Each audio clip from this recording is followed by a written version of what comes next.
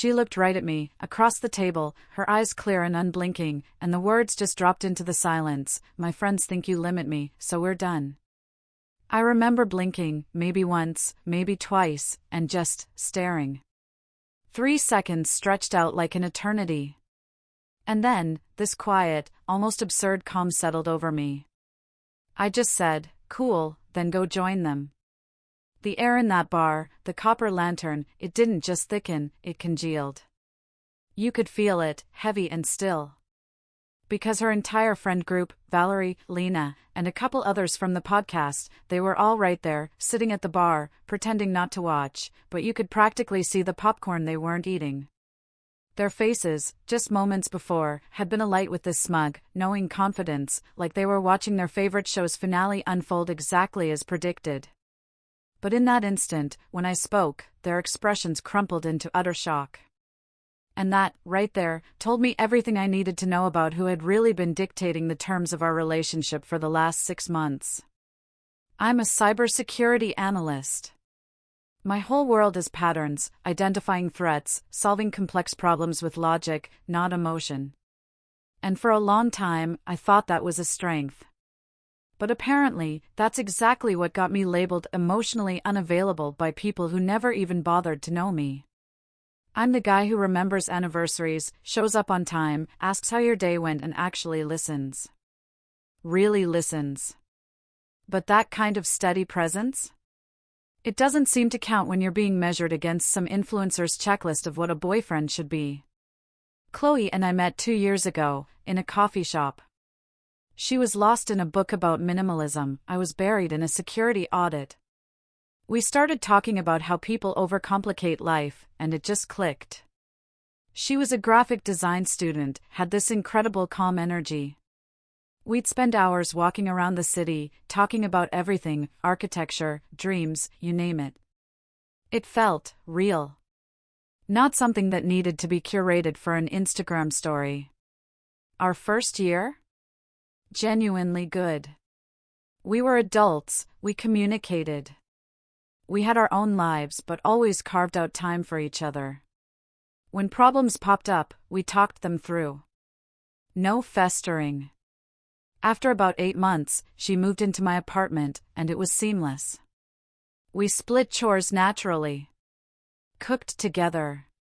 We even had a running joke about how boring we must seem, preferring documentaries to clubbing. It was easy. It was us. Then she got the job. Production assistant at a podcast called Living Your Truth. And that's when things started to shift. Slowly, subtly at first. New phrases started creeping into her vocabulary, toxic patterns, emotional labor, that doesn't serve me. Used in ways that didn't quite fit our life. I remember the first time she came home and said, stone-faced, we need to have a conversation about boundaries. I just asked, okay, what's wrong? And she pulled out her phone, reading from notes she'd taken during a podcast recording, all about relationship red flags. I listened to the whole thing, patiently. Then I asked, which of those red flags have you actually seen in our relationship? She went quiet, then mumbled something about being proactive. Looking back, that was the first real flicker of a warning light. But I just thought, she's excited about the job, trying to apply what she's learning. The podcast itself was run by Valerie. She'd built an empire on helping women identify manipulation and stand up for themselves. Sounds great, right? Until you realize the show's formula was basically taking any normal relationship friction and repackaging it as something insidious, something abusive. Every episode, same pattern, anonymous submissions, analyzed through the most uncharitable lens, celebrating women who left partners over things like, he wanted to discuss the budget before buying a new car. Or, he asked me to text when I got home safe. Their audience ate it up. The comment section was a constant stream of women celebrating leaving boyfriends for committing crimes like being tired after work or having opinions about dinner. Chloe started inviting me to the live recordings. Twice a month. I went because I wanted to support her career, even though the whole vibe felt off. The first time I showed up, the entire production team looked at me like I was a specimen under a microscope. During a break, Valerie introduced herself. Her first question? "What do you do?" I told her, "Cybersecurity." And she smiled, this tight, knowing smile, and said, "Oh, so you're analytical. That must be challenging for Chloe." Like being good at my job was some kind of personality defect. I just nodded, "We make it work." She patted my arm, a dismissal, and walked away.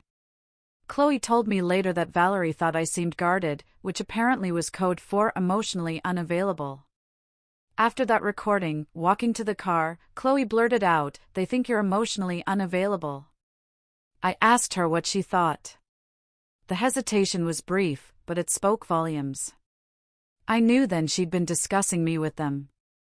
She eventually said no, she didn't think that, but she could see where they were coming from, because I didn't always express my feelings in obvious ways. I reminded her I'd literally just spent 4 hours helping her redesign her portfolio website, listening to her stress about a client. Apparently, that didn't count as emotional availability in their framework. After that, the dynamic changed fast. Every normal interaction we had was suddenly filtered through this lens: red flag or healthy behavior? I'd suggest we stay in on a Friday because I had an early security patch deployment, and she'd accuse me of isolating her from friends. I'd ask why she seemed stressed, and I was demanding emotional labor. I planned a weekend trip to Estes Park because we both loved hiking, and she questioned if I was trying to control our schedule. Nothing I did was ever just a normal thing anymore. It was all evidence. Evidence of some deeper pattern that needed to be examined, discussed with her friends who'd never even had a real conversation with me. The craziest part was watching her adopt their speaking style. She'd come home and use these perfectly constructed, therapy-speak sentences that sounded nothing like the Chloe I knew. "I'm noticing a pattern where you center your own comfort over my needs," she'd say, if I asked her to turn down the TV because I was on a work call. I'd just stare at her, wondering where my girlfriend went and who this person was, reading from a script. I tried to talk to her. Multiple times. Asked if she felt like she was losing herself a bit in this new job. She'd immediately get defensive, say I was threatened by her growth, as if she'd been incomplete before, only now becoming her true self by analyzing our relationship to death with people who'd decided I was the villain before ever meeting me. The production team started appearing more in our lives too. We'd be at a bar, and suddenly Valerie and 2 other women from the podcast would appear. Chloe would light up. I'd become invisible. They'd talk about episodes, share stories about their own relationships. And every single story ended with them realizing their boyfriend was manipulative and leaving. They'd congratulate each other, as if escaping was the only acceptable outcome for any relationship that required actual work. I'd just sit there, nursing a beer, watching Chloe laugh at their jokes, nod along to their theories. And I could feel her slipping away, into this world where I'd already been convicted of crimes I hadn't committed. Then came the dinner night. About 4 months into her podcast job. We were supposed to have dinner, just us, something we hadn't done in weeks because she was always working late or meeting the team. I made reservations at this Italian place she loved, got home early to change. She walked in and immediately said, "Valerie and the team want to grab drinks tonight. Is it cool if we reschedule?" I just looked at her. We'd had these plans for 2 weeks. She got this expression, like I was asking her to choose between me and her friends. "See," she said, "this is what they mean. You make me feel guilty for having a social life." I told her that wanting one dinner together after barely seeing each other wasn't making her feel guilty. It was basic relationship maintenance. But she was already texting them. I went to the restaurant alone, sat at a table for 2, and ate in silence while the waiter did his best to pretend it wasn't depressing. That was the night I realized I wasn't dating Chloe anymore. I was dating the podcast version of who they thought she should be. And that person had already decided I was the problem. But I still didn't know the worst part yet. Didn't know that our private conversations, my text messages, even my work schedule, had become content for their group chat. Raw material. A case study in manipulation tactics. I didn't know that every word I said to her in private was being screenshotted, dissected by people who'd never spoken to me beyond polite small talk at those recordings. And I definitely didn't know they were cataloging everything into categories like isolation attempts, guilt tripping, financial control. All I knew was that the woman I loved was disappearing, replaced by someone who saw me as a problem to be solved, not a partner to build a life with. And I had no idea how much worse it was about to get. The moment I discovered they'd been reading my private messages was surreal. My brain almost refused to process it. Like when you see something so wrong your mind needs a few seconds to catch up to what your eyes are showing you. It was a Tuesday night. Chloe was in the shower. Her iPad was on the coffee table, buzzing with notifications. Normally, I wouldn't even glance at her devices. Privacy is something I actually believe in. But the notification preview was right there, on the lock screen. It said, "Valerie, clip 3 is perfect." Classic isolation phrase. My stomach just dropped. I knew exactly what clip 3 was. A voice memo I'd sent Chloe 4 days earlier, talking about booking a cabin in Estes Park for our anniversary. I picked up the iPad. It unlocked when I angled it. What I saw next made me feel physically sick. I was looking at a group chat called Chloe Support Squad, with 12 members, including all the podcast production team. I started scrolling up. My hands were shaking. Months of our private conversations. Screenshot after screenshot of texts I'd sent her. Photos of us together, with annotations pointing out my body language. Voice memos I'd recorded when I was too tired to type. All of it, dissected, analyzed, like I was some kind of criminal suspect. There was the text where I'd said I was working late on a security breach and couldn't make dinner. Underneath, Valerie had written, "Notice the vague terminology. Classic avoidance of real intimacy." There was the message where I'd suggested we save money for a down payment instead of an expensive vacation, labeled financial manipulation, controlling the narrative around their future. There was even a photo from a Saturday morning, me making breakfast. Apparently, my expression was dismissive because I wasn't smiling enough. Never mind, I'd literally just woken up and hadn't had coffee yet. Every single normal interaction we'd had for months had been fed into this machine that converted regular relationship moments into evidence of toxicity. And what made it worse? Seeing Chloe's responses in the chat. She'd add context, but always in a way that made me look worse. "He says he's tired, but I think he just doesn't want to engage emotionally." Or, "He planned this whole trip without asking what I wanted," when the reality was I'd sent her 3 different cabin options and asked her to pick. The chat went back 6 months. Almost to the exact week she'd started the podcast job. I could track the change in her language in real time. From defending me, to questioning everything I did, to eventually just accepting their interpretation of my actions without pushback. There was this one exchange. I texted her during a work meeting, a sweet, normal message, "Miss you, wish I was home." And someone named Lena had responded in the group chat, love bombing after a period of emotional distance. Textbook cycle. And Chloe had replied with a thinking emoji. A thinking emoji, instead of telling them they were insane.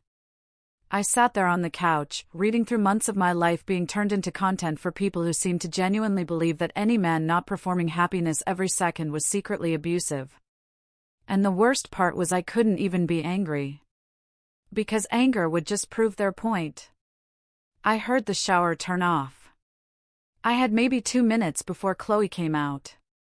I took screenshots of everything. Sent them to myself. Deleted the sent messages from her iPad, and put it back exactly where it was. My hands were still shaking when she walked into the living room in her bathrobe, asking what I wanted for dinner. I just looked at her and said, "We need to talk about privacy and boundaries." I watched her face immediately shift to that defensive expression, before I'd even explained what I meant. She asked if I'd gone through her phone.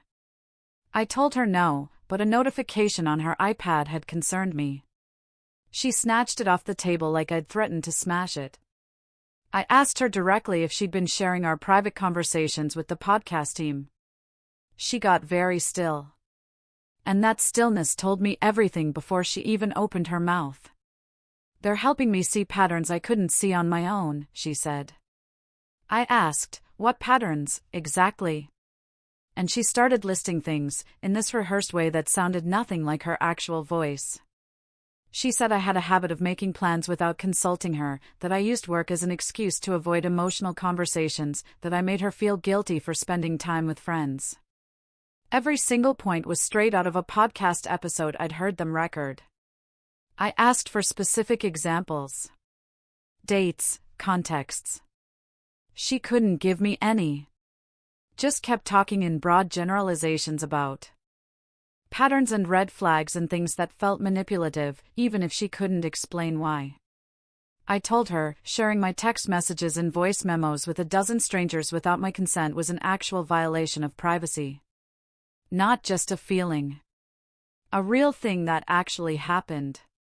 And she said, "Valerie says your wording is manipulative." Like that was a response. I just stared at her. In that moment, I realized I wasn't talking to my girlfriend anymore. I was talking to a committee. Every word I said was going to be reported back, analyzed, used as evidence in a trial I didn't even know I was on.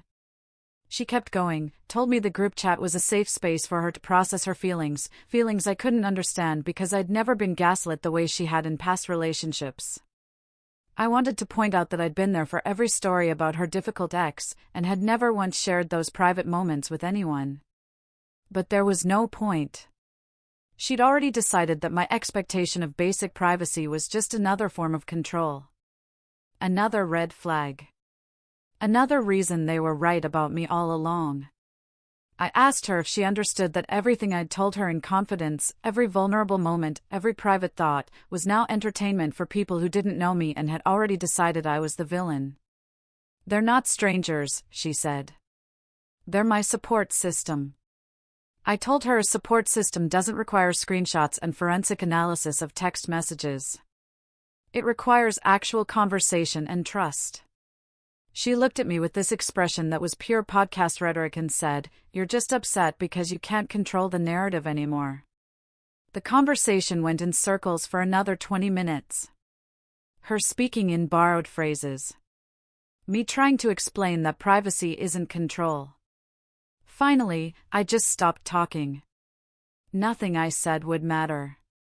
She'd been marinating in this environment, where every man was suspect and every boundary was oppression, for so long that she couldn't see how completely insane it was to treat your partner like a research subject.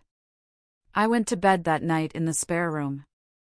I couldn't stand to be near her. And I lay there in the dark, thinking about how every word I'd said that evening was probably already typed up in that group chat, with commentary about my defensive behavior and inability to take accountability. I thought about all the times I'd comforted her, the little things I did to make her life easier, all the ways I'd shown up consistently and reliably. And how none of that mattered because it wasn't performative enough for an audience that needed me to be a villain. The next morning, she was gone before I woke up. Around noon, I got a text, "We need to talk." 7 p.m. The copper lantern. I knew exactly what was coming. You don't schedule a breakup conversation at a public place unless you want witnesses, or you're afraid of the other person's reaction. I texted back, "Sure." And spent the rest of the day working from home, finishing a security audit. My professional life was solid. My personal life was about to implode, and I wanted at least one area of stability. I wasn't angry anymore. I wasn't even really hurt. Just exhausted. Exhausted from months of being treated like a suspect in my own relationship. Honestly, part of me felt a relief, knowing it was finally going to be over. I showed up at the Copper Lantern at 6:55. Being late would obviously be another red flag. Chloe was already there, at a corner table. 3 of her podcast friends were sitting at the bar, pretending they weren't watching. I realized this wasn't going to be a conversation. It was a performance, with an audience ready to validate whatever she said. I sat down across from her. Immediately, I noticed the note cards. Actual physical note cards, laid out in front of her, like she was about to give a presentation. That's when I truly knew. This wasn't real. She started talking before I even ordered a drink. That same therapy speak voice that had replaced her actual personality. She'd been doing a lot of reflection, she said. Our relationship had become unhealthy for her growth. I just listened. Watched her glance down at the cards every few seconds. When she paused, I asked her for one specific example of something unhealthy I'd done. Just one concrete moment, with context. She fumbled through her cards, looking increasingly frustrated. She said things felt wrong and the dynamic was off, that she'd been walking on eggshells. But when I asked when specifically she'd felt that way, she couldn't answer. Just kept circling back to feelings and patterns and things Valerie had helped her identify. I could see her friends at the bar, leaning, trying to hear. I realized they'd probably helped write those cards. Spent hours crafting this script for her to follow. She eventually just said what she'd planned to say from the start. That line about her friends thinking I limited her. And this weird, quiet calm washed over me. Finally. We were getting to the truth.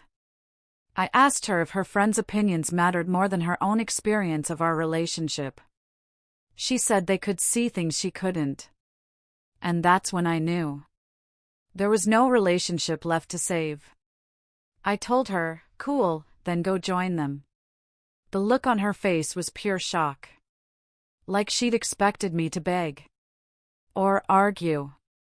Or give her the dramatic scene they'd probably predicted I'd make.